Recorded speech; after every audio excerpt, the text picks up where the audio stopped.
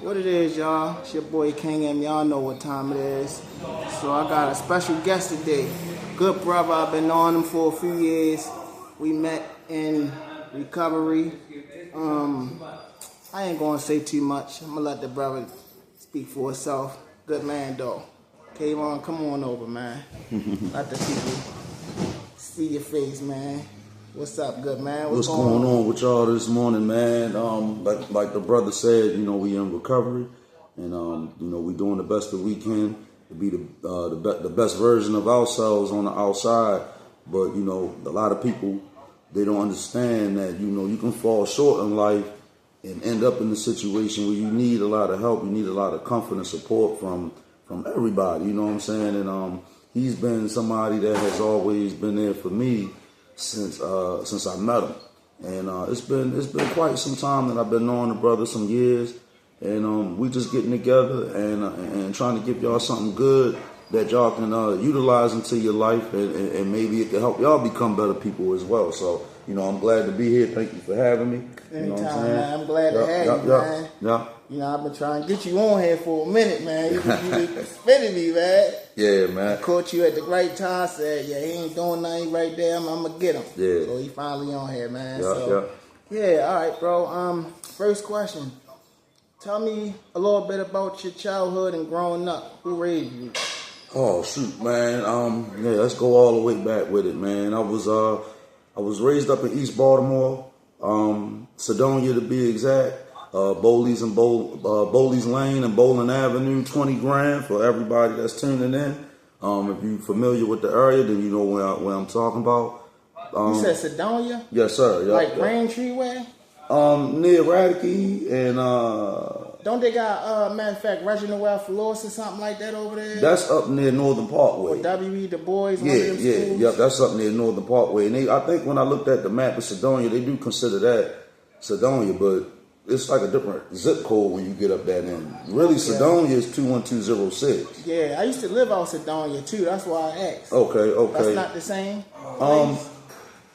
When I was in school, that was my zone school. Okay. So I guess you can consider that a part of Sedonia because that ended up being my zone school, and that's how I ended up going to Northern. W.E.B. Du Bois, Reginald F. Lewis, and then the third one was Dr. Samuel L. Banks. Anybody that's tuning in, Banks Lions, let's go, baby. But Dr. Samuel Banks, that was 420. Camera right there if you want to look. Yeah. Directly in the camera. Before 18, 419, and 420 was a part of Northern back in my day when I was in high school, Okay, shit, man, that's what's up. I didn't even know that. I'm glad you just told me that. Yeah.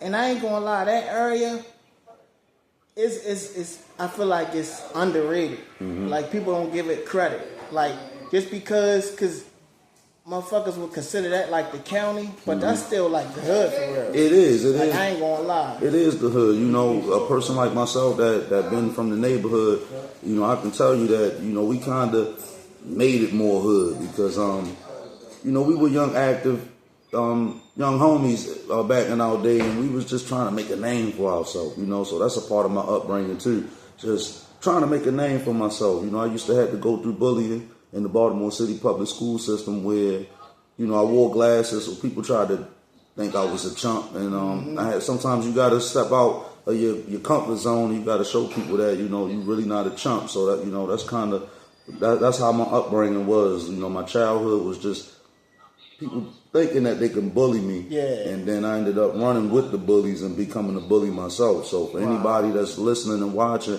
you can learn a lesson from what I'm telling you. Never fall victim to things that it might not be conducive for you. You know what I'm saying? And don't, back then, if I could do it all over, I wouldn't want to fit in. You know what I'm saying? But back then, it was so important to try to fit in as a kid or as a teenager.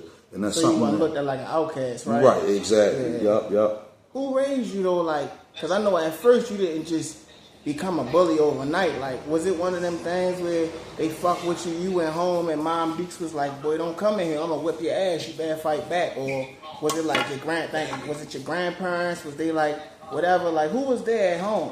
Big bro, moms, like who was there? Well, for the longest it was just me and my mother, and then she started getting serious with my brother's dad, who was like a father figure to me. He is a father figure to me, a role model as well. I looked up to him and wanted to be like him. But he was around before my brother came. So he tried to bring family structure into the household that was needed, you know what I'm saying, to keep young brothers like myself from straying away and doing things they don't have no business doing. But for the longest before him, it was just me and my mother. Then he came along, and then it ended up being me, my mother, and my little brother. So when he came along, how old was you? Was you 10, over 10? No, I was only probably I was still in elementary school. I was going to Fairley Elementary, if anybody knows where Fairley Elementary is. It's in Sedonia. But I was going to Fairley Elementary, and we was living at Moravia Park Apartments right off of Sinclair Lane in Moravia. So, it was just, like I said, you know, just me, him, and her, and his dad. You know, it was a family. We became a family for quite some time before they ended up separating. Right. So it sounded like that was like something that you was happy about when your stepfather and your little brother came in the picture. Hell yeah. You know, was life better when they came in the picture? Or was it better before? Like, man, fuck this brother shit. I like being a single child. I mean, people would love to be the only child because you get spoiled. Everybody, and you know, if you need something done, it's always going to be you to get it. Exactly. That's what I like. You know, when he came along, I was happy. You know what I'm saying? Because I just, at the time, I was too young to understand, well, I don't want a little brother, or, you know, I want a little brother, but I knew that I was having a little brother, and I was ecstatic. I was excited about it. So, and, you know, now he's grown now, handling his business as an adult, and so I was happy. I definitely was happy to have him. He's a blessing in my life, him and his dad. So y'all still got a good relationship? Yup. That's what's up, man. So you had the best of both worlds at one point, would you say? Being a single child, or you really don't remember that? Yeah, I did have the best of both worlds. I had the best of both worlds being a single child, but with me being a video gamer, you always got a second slot that you can plug that controller up to. So when he came, I was able to play games with him, and it was great, you know, because I was used to playing games alone. Right. Oh, yeah, since you say that, and I want to ask you this, because it was a big thing for me coming up. So my nephew pretty much was like that little sibling that was like, I want to play the game with you. You better let me play what I'm telling him. And I had to let him play. But before that, it was like, man, I got the game to myself. So shit just changed. Was it like that? Like he wanted to play and you had to let him play, or no, it was tell, or it was just like it didn't matter and you chose to let him play with you. It was like he looked up to me, you know what I'm saying? So I think anything that I did, he automatically picked that up. You know what I'm saying? That I want to do what Big Brother did. So he just started getting in the game and on his own because he was too young for me to teach him, you know, how to play the game. He would just watch me. Right. So then as he started to grow up and we getting more game systems, I think when I very first started playing the game with him, I think we had upgraded to like PlayStation. We had got a PlayStation that just came out, PS1s that just came out. And then when we brought it, that's when we started like gaming together.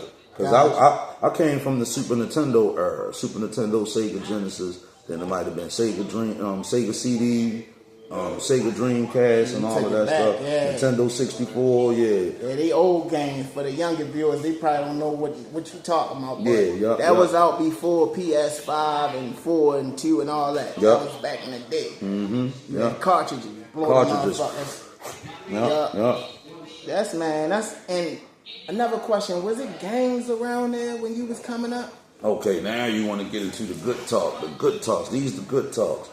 When I first started to have my experience with gang culture in Baltimore, like, I don't want you to get heavy into that topic because we're gonna get into that juicy stuff. But I asked you that question real quick because I wanna get to something else. Well, my first, like I said, when I was real young, around those years when me and my brother were kids, Baltimore was, like everybody know, it was a hood thing. You was either from up the hill, down the hill, Park Heights.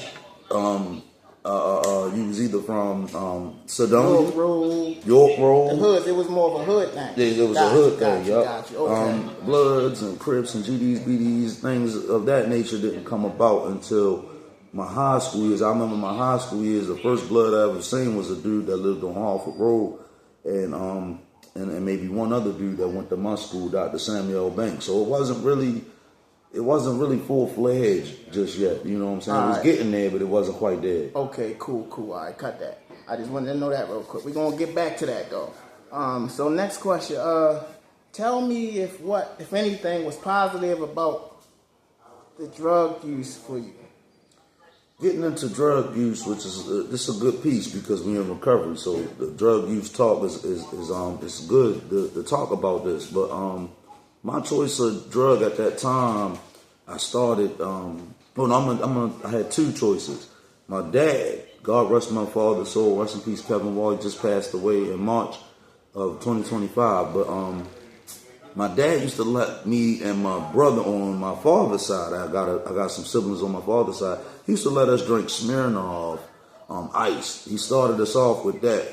Every New Year. Anytime we had New Year's, he would let us drink for New Year's, and it would just be Smirnoff ices. And that's where my love for Smirnoff ice came from, because I used to like the different flavors of it. They like wine coolers in a sense. So they were good, and we used to drink that and get a little buzz and stuff like that. And then Really? Yeah. At what age was you when y'all started doing that? I was still in middle school. I was going to Hamilton Middle School. For everybody that's tuning in, that's from Baltimore. Hamilton Middle School, right off of Harford Road. I was going there. So in middle school, your stepfather? No, that was my real dad. I mean, yeah, your real dad. He Yeah. just offered it to you. Like, how did it go? Like, was he drinking already, and then you just walked over there? Like, what's that? Can I get some? Like, how did that transpire? Well, for us, at the time, we youngsters, so of course we curious of everything the adults are doing. What they drinking, what they smoking. We understood some things that they were using. We already knew what it was. If it was weed, I understood what the smell was, because it's a different smell from cigarette smell. Right. But when I was real little, I didn't know. But as I got older, I started understanding the difference. And we used to see them drinking, and he would at first let us have a sip of it. And that's how I started. I'm like, man, I like the taste of that, And I remember the type of Smirnoff it was. It was the cloudy Smirnoff ice, the lemon with the red top. And I used to love the taste of it. And I'm like, man, that tastes so good. And that's really how he introduced it to us. And then he would get us our own little cans of Smirnoff ices, little bottle cans like the Coca-Cola cans, the see-through clear bottles. But he would let us have our own bottle, and we would have, I think, one bottle, or maybe he'd give us like two bottles, and that would be it. Because our dad was strict, so he wasn't playing around with us getting drunk and doing things we weren't supposed to do. He did it because he allowed us to do it, and he had a limit set on how many we were allowed to drink. All right, it's funny you say this because, and I'm guessing probably not, but I really want to know this. When he offered that to y'all, do you honestly think he knew that you would become a drug addict when you got older? Or you don't think he looked at it like that? Like, I'm not necessarily, let's start there first. I'm not necessarily a drug addict. I like to not necessarily a drug addict, but what I'm saying is, when you got older in your life, did you drink again? Yeah. So you became a drinker, whether it was occasionally or not. Right. So I'm saying, do you think, because believe it or not, when you took that sip when you was little, that opened your mind to wanna explore more alcohol beverages. Yeah. That's why I'm saying, do you think that he knew that was gonna open your senses? Like, damn, shit, I think I'm gonna start drinking when I get older sometime. So do you think he was like, nah, they ain't gonna fuck with that shit, they know better? Right. I really do think that he did that for a reason now. Because I'm older, I look at life like everything happens for a reason. So even back then, we're not completely aware of that understanding that everything happens for a reason, And so now that I look back on it, yes, I do think that he wanted to open my mind to what else is out there, because through that, I was able to indulge in drinking maybe so much that I started to understand, like, man, I don't really need so much of these different type of alcohol beverages, tequilas, wines and beer and, just different stuff that I wasn't aware of then like I am now, It's a lot of stuff out there now that will get you bent out of shape real quick. Yeah.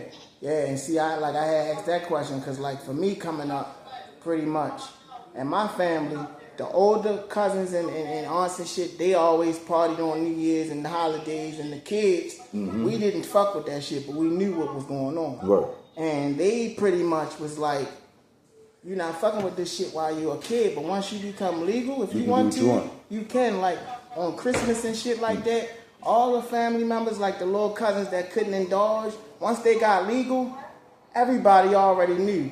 Once, you know what I'm saying, it was once, you know what I'm saying, everybody started packing up and was getting ready to call it a night.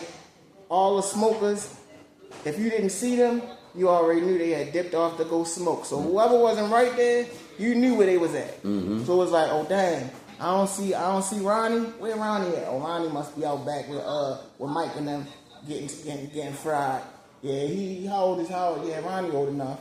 I mean, it was nothing we thought about twice. Mm-hmm. Yeah, I mean, we pretty much looked at it like, once you become of age, it's your decision. Right. So we already knew where it would lead you, but we know, just like everybody else knew, whether we introduce you to it or not, you're going to find out about it. So you might as well just let you indulge. You feel me? Yep. And I also started, not to cut you off, but I wanted to finish answering the question that you asked me as far as the stuff that I picked up along the way as I grew up. But I started smoking black and milds. I always told myself as a kid that I didn't want to smoke because I played sports and I was an athlete. I played for Gardenville League, Gardenville baseball. For anybody that's from the Sedonia area, y'all know about Gardenville. But I always told myself, like, man, I'm never gonna smoke. And then I started picking up that habit when I was in middle school going to Hamilton. We started smoking black and milds at first. We were smoking black and milds before I picked up weed. I started smoking weed when I was in the 9th grade. Real quick, let me ask you this, because I know for me, I started blacks too in high school. I used to get a buzz off of them. When I used to first start smoking blacks, I got a buzz. Did you? It wasn't necessarily, I don't really remember if I got a buzz, but we knew that people smoked weed. So we were scared to touch. I was scared to touch the weed, and then I think the people that I was smoking blacks with, we were scared to touch the weed. So we was like, let's start with this tobacco and see what happens with that. And then before you knew it, like I said, 9th grade, it was like, fuck it. I just started seeing everybody smoking weed. I'm like, man, but they happy while they smoking this shit. So I'm like, man, I want to try that. Peer pressure. Yeah, peer pressure. I definitely was Normal peer pressure. Shit. Normal okay. shit, yeah. Okay, so that's about right. We all had that peer pressure, man. Y'all be careful. Peer pressure is real. It definitely affects the average student. So keep that peer pressure in mind. And I would like to piggyback off of him. It does, in cities like Baltimore, where you can get caught up real quick. Peer pressure is a big thing, man. And for the youngsters that's viewing, make sure you don't fall victim to the peer pressure. Don't be afraid to say no, and don't be afraid to separate yourself from your peers that aren't doing what you're doing. Yeah, it don't make you a loser. It don't make you uncool. Actually, I think it makes you a leader. I think it makes you not a follower. Yeah, somebody that you want to look up to. Yep. All the ones that follow, because when you follow the in crowd, you usually get the results that they got, which usually is not good. Usually, all the guys that wanted to be cool, it didn't end good for them. They probably ended up getting high or going to prison. And everybody that said no to the drugs and was squares, they ended up getting jobs, going to college, being successful in life. Yeah. And all the females, who they ended up going to? Who they ended up going to? They ended up going to the back then. The niggas that was going to school saying, I want to be a fucking separate. I don't want to be like y'all. That's who the women end up going to. Because back then, they were chasing all the tough guys or the guys that were hustling on the corners and stuff like that. But now that we grew up, it's a big transition. Now, women want the nerdy guys they want now. The ones that's going to school, not selling drugs. The ones they know they don't gotta fucking put money on the phone to talk to them. And when they have kids, they don't gotta worry about their fathers not being there. Yeah, and I also picked up on a Molly habit and E-pill habit. That was like a trend. Ooh. Yeah, that was a trend. Yeah, they were party drugs though. We started partying. You gotta be careful with them. Yeah, I know.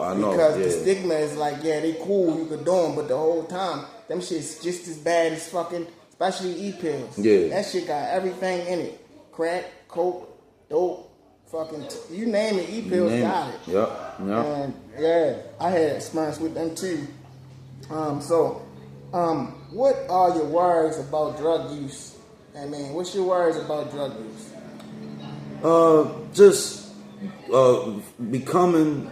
falling victim to the wrong drugs, because now everything can kill you. You know, ever since this fentanyl epidemic came, it's like they'll try to put any of that in anything. You know, I've been hearing rumors that they putting it in weed. I've been hearing rumors that, you know, like the brother said, they mixing E-pills and Molly with all types of stuff, so they could be putting it in that. You know, at the end of the day, that's my biggest fear, my biggest worry is I don't think I could become an addict, but I could fall victim to something. Yes, we were doing the interview, yes.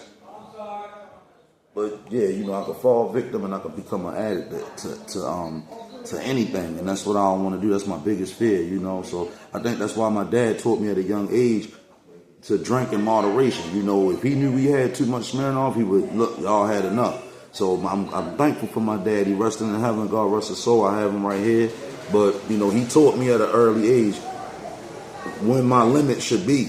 You know what I'm saying? But as we grow up, we take it upon ourselves to go above and beyond and maybe do a little bit extra when it comes to drug or alcohol use. Thanks, man. That's deep. Thank you. Tell me what you noticed about Tell me what you noticed about your drug use. How has it changed over time from when you first started till now? I've calmed down with doing a lot. The E-pill and the Molly, I haven't. Excuse me, somebody dropped a cigarette. Yes, that's mine. Yeah, the E-pill and the Molly thing. I haven't done that in years. You know, so over time I learned, like, you know, certain stuff I really don't have to indulge in. You know, I started to understand as I realized that I had mental health issues.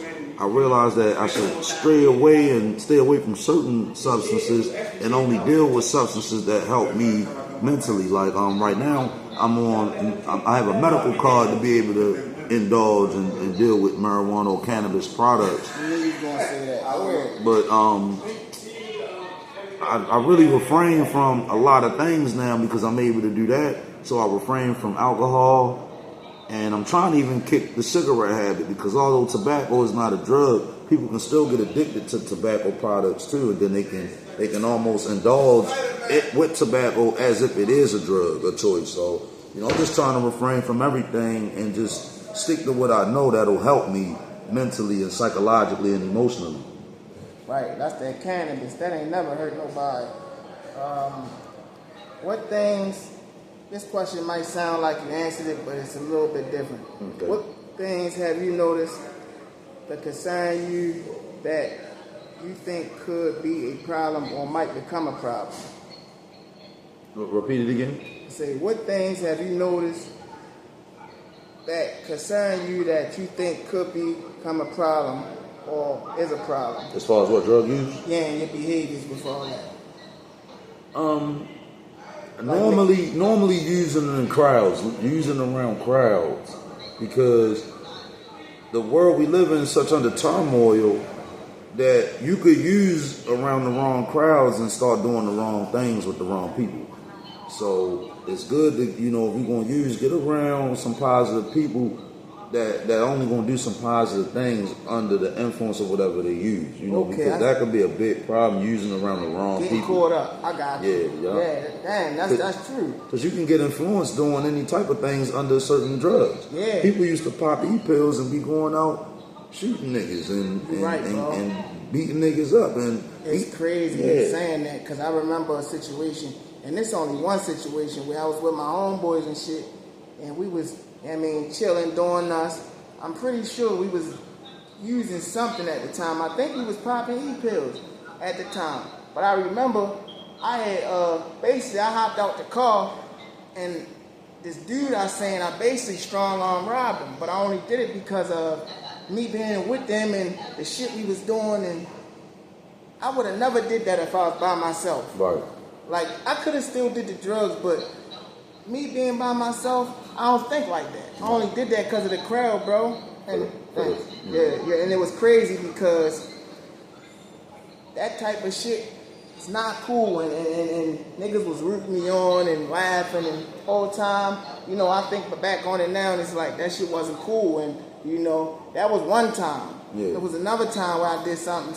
I remember I took the white boy. I took his iPhone. I almost got locked up for that. But just all that shit, man. That shit was not cool, and because I wanted to be in the crowd and thinking that getting high and all that shit was cool, I found myself in that type of situation. So I know exactly what you said. I also strong robbed somebody being off the E-pill, so he telling the truth, man. You know, nigga could have had a gun, anything. Anything. Next question: what have other people told you about your drug use? Like people you know that observe you using. I haven't really, you know, that's the thing about when peer I say pressure. Drug use, I'm talking about any substance that altered your mind. Drinking too. Okay. See, that's the thing about peer pressure is when you're using amongst your peers, right? What he's saying, people supposed to come to you and tell you, give you some criticism about maybe, you know, how you use your drugs or how you manage being under the influence. And we never had that. I wish I would have had that. I wish I would have had somebody come to me and talk to me and tell me, hey, maybe you might need to slow down. Maybe you might need to take some breaks a little bit, work out, you know, give your mind a rest. But we never had that, you know. When you in these peers or you in these circles using, everybody feeling good and just want to use. Nobody talks about slowing down and don't do so much, don't drink so much. That's not, you know, people laugh at you when you all dizzy and you off your rocker and you throwing up all over the place. It's a joke to people because people look at it and they like, man, you can't handle that. You can't handle what you drinking. You can't handle what you smoking or what you popping. You know, so I think that's something that needs to be exercised in today's society. With you youngsters out there, man, ask questions. Never be afraid to tell your friends or your lovers or whoever you're using with, hey, man, maybe you might need to take a break and slow down a little bit because you never know what'll happen. Yeah, real shit. That kind of goes into the next question. I mean, it's pretty much just like, what do you think other people were worried about in regarding to using drugs? Repeat it again.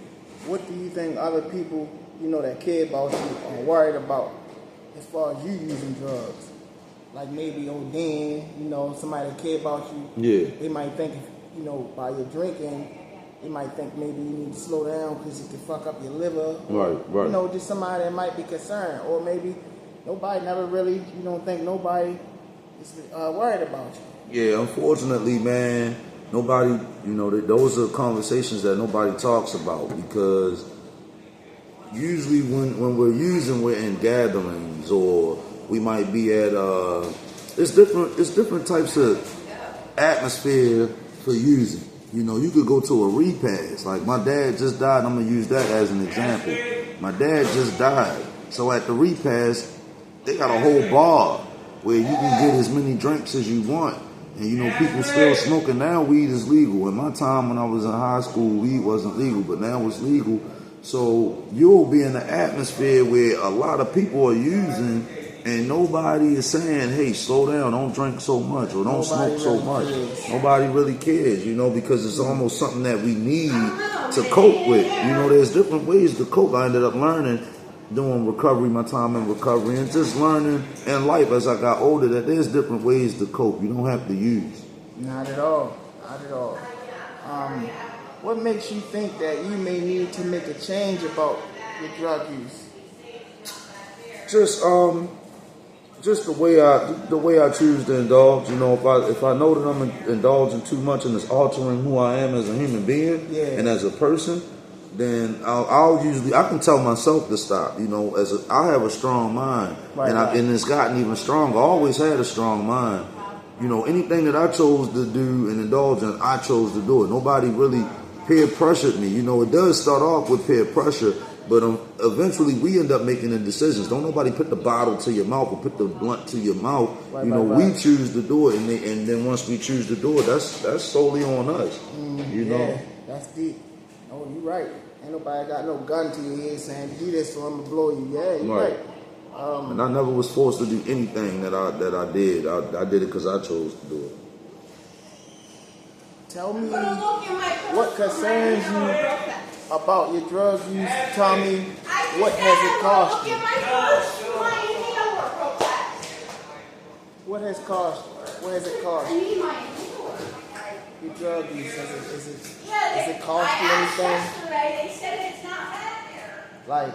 Like for me, my usage is definitely No, cost I me. have one in there. I I don't have one in my fruit bag, but it's going too. Take your bag in there, Ashley. We're doing an interview on YouTube. Yeah, just talk to him in there. Like my shit cost me relationships. It cost me a lot of money. And it cost me a lot of turmoil. Like, I mean, going to jail, my mother worrying about me. All that shit was shit that I had to that basically I paid for. We apologize about that, y'all. You know, using that shit took a toll on me. Right. I mean, my body is still fucked up from usage from years ago. Like I ain't even living like that no more. Man, when I was out in my addiction real heavy, I had a episode where I was living in an abandoned house, and I stayed in that abandoned house for a whole winter one time. That one winter, I'm gonna say 6 months, because it wasn't just the winter. It was like These summer, can even be addicting, y'all. yeah, These can even summer, be addicting. springtime. I mean, I wasn't living right. My body and my feet and shit, like I fucked my feet up. Right. Whereas though I had to fucking I had to get the shit to get your toes back right. And it took me a long time for my feet to get back healthy, and they still not back how they was. I don't think they ever gonna be. My teeth a little crooked now, and this came from a few years ago. Mm-hmm. So I paid a price. I mean, and I feel like it's really not a number I could put on it. I feel like it's like my life. Yeah. Like I took some days off my life, so I can't even put a price on it. That's how much that shit cost me. So is it cost you anything? You think? I really want to. I don't know how many of y'all are God-fearing people. You know, my brother here is Muslim. I was raised Pentecostal Christian, and we'll get into that later as well. But I want to thank God right now and acknowledge Him for developing a strong mind within myself that I never fell victim to any of that. You know, I watched other people fall victim to it and fall by the wayside because of their drug usage. But for me, I was able to see it early and say, you know, I don't want to fall victim to that, because I haven't fell victim to drug use at all, you know, to where as though it had me strung out, it had me doing things that I didn't have no business doing. I mean, on a consistent basis. You never lost a job or I never lost a job because of you using or drinking anything like that? No, I haven't. Nope. Man, that's a blessing, bro. Nope. Especially, you know, living in Maryland. Yeah. Society is fucked up. Yeah. So that's a blessing, man. Like I actually chose to check into this program that we in, and I'm learning about drug use so I can refrain from becoming a victim to that. Because a lot of people are using drugs just to try to end their lives and use it as a suicide mechanism. And I have fell victim to that, but that's the only time that I really may have overused and really abused using drugs was, unfortunately, doing suicide attempts. I am a suicide survivor.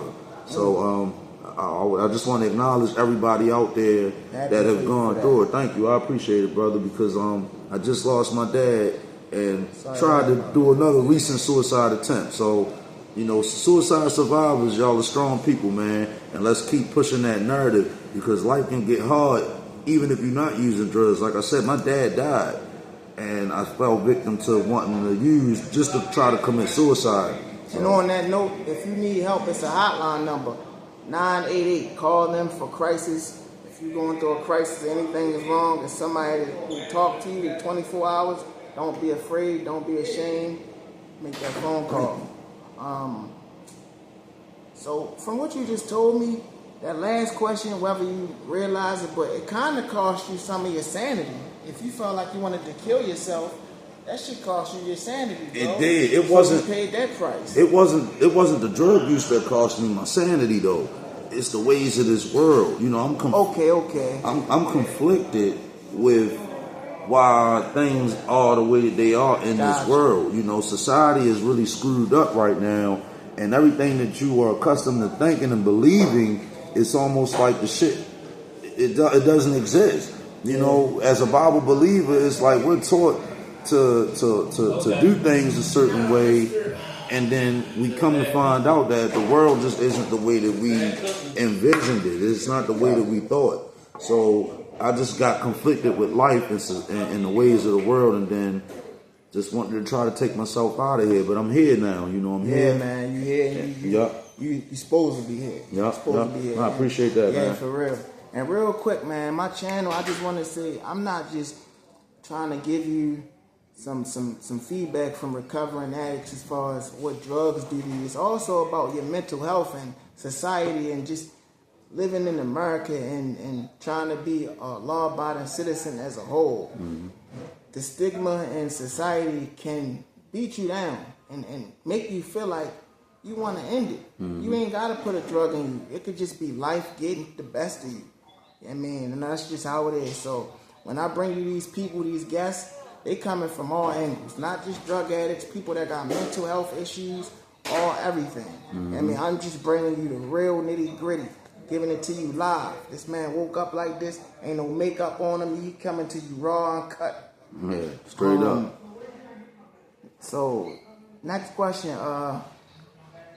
What would be the likely consequences if you continue to use drugs or not get help for your mental health? Oh man, that's a good one, man, because it goes along with what we discussing about the destruction and the chaos and the turmoil that's going on in this world. And if I didn't check myself, I would contribute to the madness in this world, because there's times where I get easily upset about some stuff. You know, I'm dealing with not having anger issues, but I'm dealing with things in a different way where now I can get easily upset. So just imagine if I was strung out, or just imagine if I was still doing things and indulging in ways that it's not conducive to me. I could get out here and, like the brother said, I can get out here and start doing some things that could lead me to prison or to lead me 6 feet under.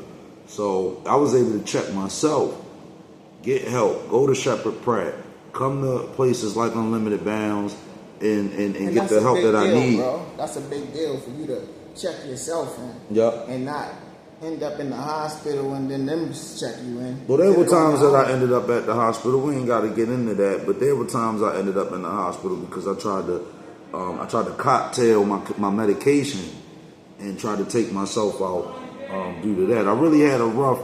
It's really been rough for me from 2016 until now. It's been kind of rough for me, just, you know, bouncing around, sleeping in different places, you know, staying at different houses, different facilities, psych wards, crisis beds, and drug rehab mental health programs, just bouncing around, even sleeping on the street, sleeping in my car.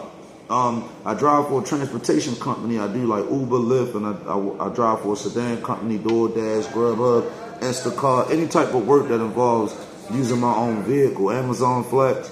And I used to sleep in my car, man. You know what I'm saying? So life for me was hard, and at a time where I felt like I wanted to use and kill myself. So, you know, stuff happens, but it's up to us to get back on our, you know, we got to get back on our pivot. Never let nobody take you off your pivot.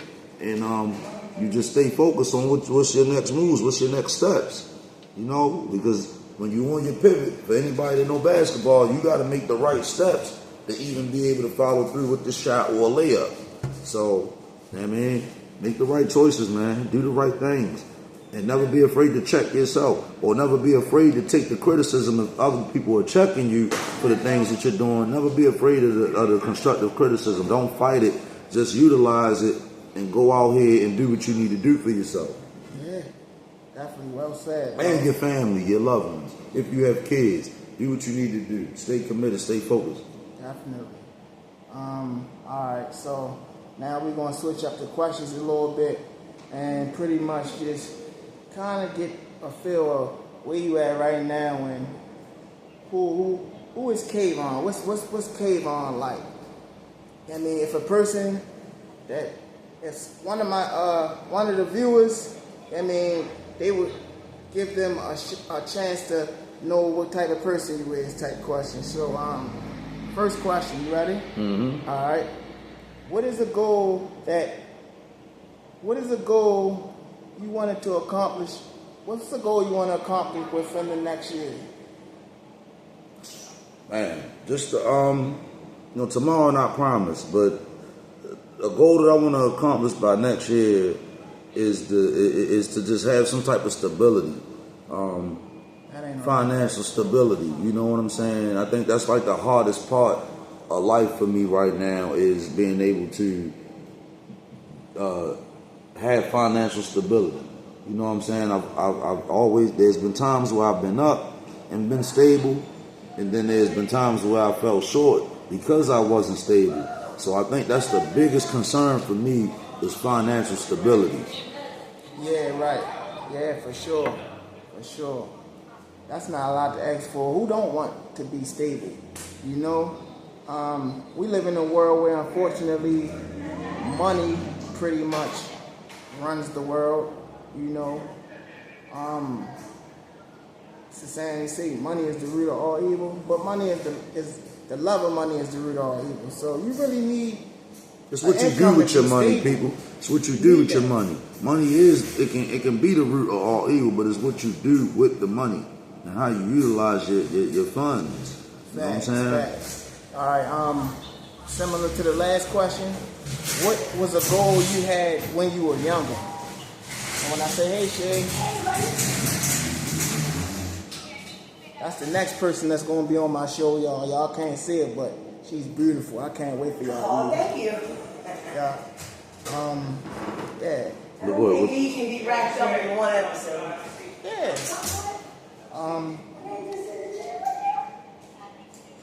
What?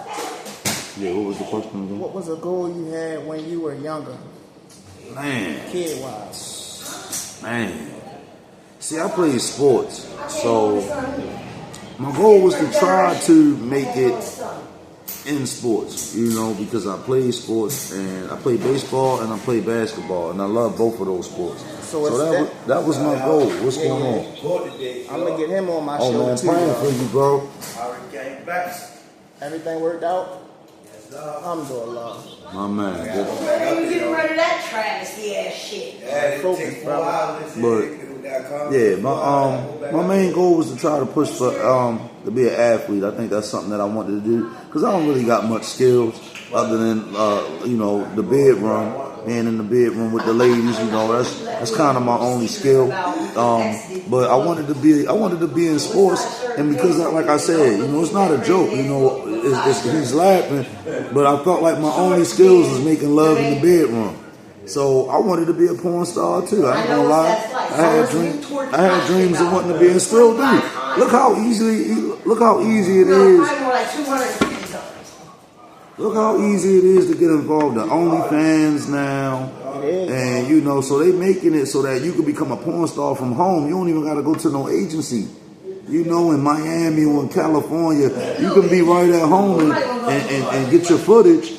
And you can become a porn star in less than a day or a couple of days. All you need is a credit card, man.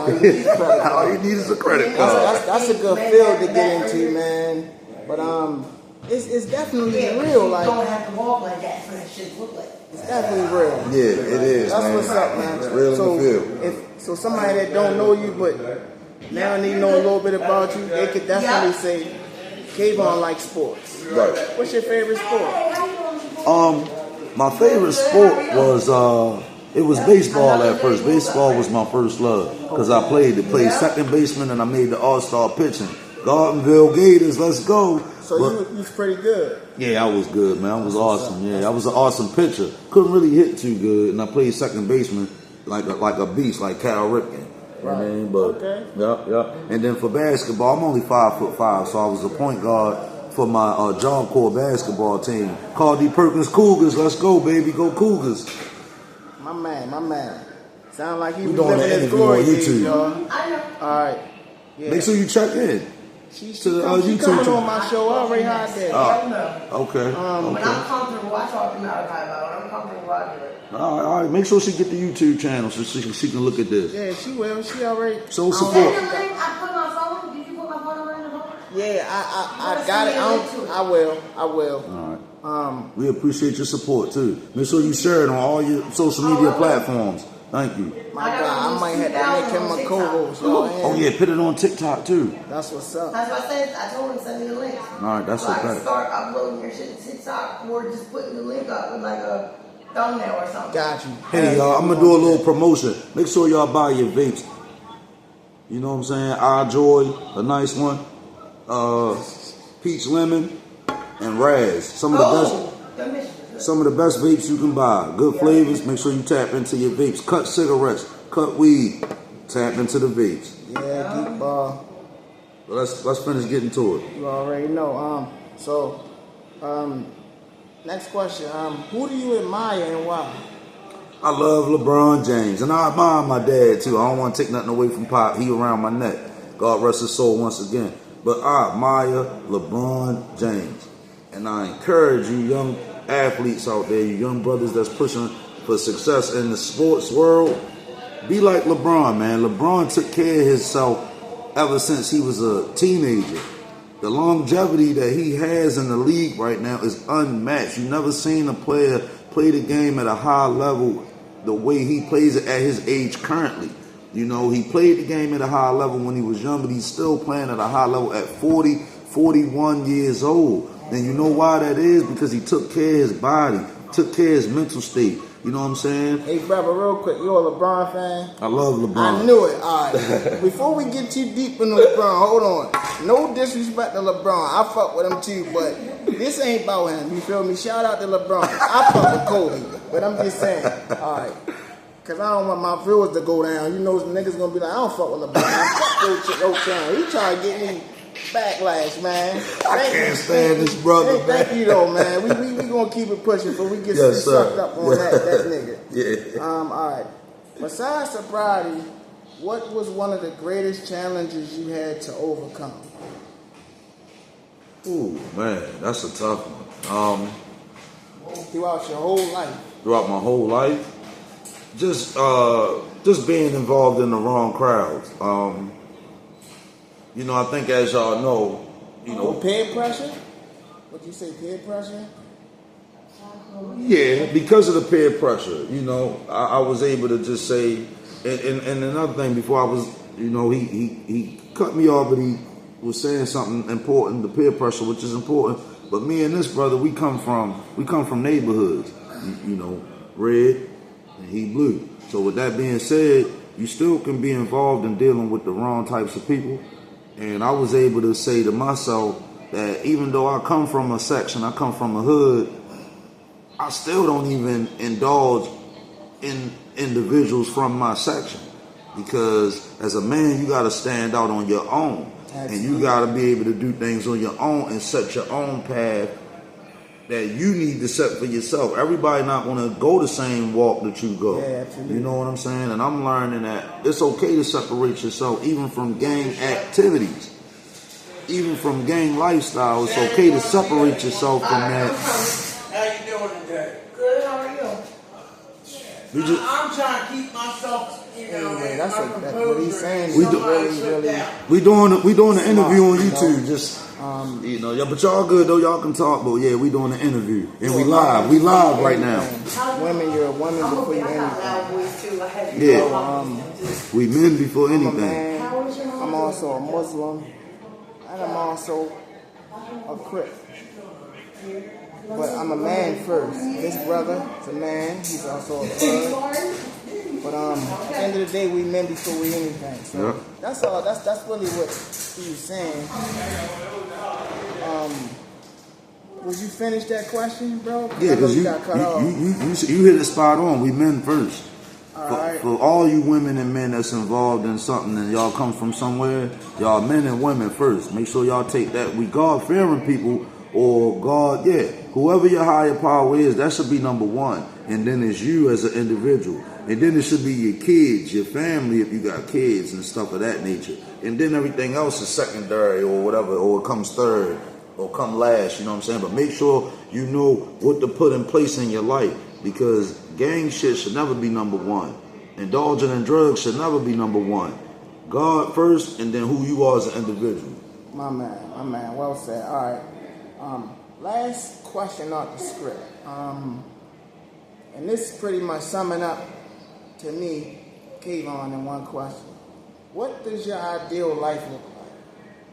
If you can have everything you want right now and everything you need to live the way you want to live, what would your ideal life look like? Man, like Drake said in the song, I just want to be successful. That's it. I just want to be successful. However that success comes, whether it's doing YouTube, podcasting, interviews like this, whatever. I just want to be successful. Yeah, but you know what I'm saying? You got everything you need to be successful. So I'm saying I want you to be specific.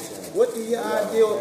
Yeah, we doing an interview on YouTube. We about to be finished though. Podcast. What do your ideal life look like as far as like for me? It would just be me having my own apartment with my wife, my daughter. Make sure you tap into the channel. Give us some likes, some comments. To just be able to provide for my family. I sell oils also too, so for me, just sell my oils and put content. It's a good brother right here, y'all. Yeah. Just made out in court. Yeah, I got you. He got some artwork for y'all. This brother, I mean, you got any Instagrams? No, I got started up. You know, I just came home from a long incarceration. Oh, yeah, my bad, Miss Long. You know, Happy to have you back out here, brother. E3, you know, look out for E3. You know what I'm saying? E3 the Tat, man. Coming at you soon. You know what I mean? Right now, I ain't got no Instagram, no Facebook. You know what I'm saying? But just check me out soon. I'm coming. Yeah. I'm gonna have him on my show too, bro. You gonna do you gonna get on here with me one of these days? I got electronics. Get that together here. Yes. Put that together. My man. We getting ready to go global with it. We going to the top.